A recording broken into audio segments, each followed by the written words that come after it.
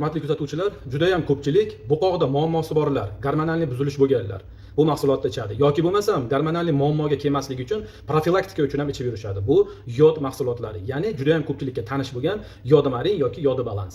Siz bu mahsulotni ichishdan oldin uni o'rganib chiqqanmisiz? U tabiiymi yoki tabiiy basmi? Agar buni qiynalib turgan bo'lsangiz, o'rganishlikka qayerdan bilaman deb juda ham ko'pchilik keng foydalanib turgan ChatGPT dan foydalanishingiz mumkin. U sizga to'liq ma'lumotni beradi. Shaxsan men o'zim yod mahsulotni mana shu turini iste'mol qilaman. 100% dengiz o'tidan olingan tabiiy mahsulot hisoblanadi. Kapsula holatida bo'ladi bu.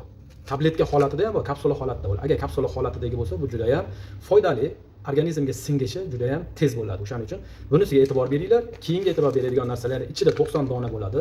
Narxi butun O'zbekiston bo'ylab 137.500 so'm.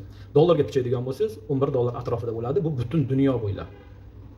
Agar kimga sifatli mineral vitamin kerak bo'lsa, butun dunyo bo'ylab yagona narxda, o'zgarmagan sifatda men to'g'ri berishlikka harakat qilaman. Qanaqa tartibda ichiladi? Imkon qadar tushuntirib beraman. Sog' bo'linglar, salomat bo'linglar, o'zlaringizni ehtiyot qilinglar, kasal bo'lmaslik uchun nimadir qilinglar.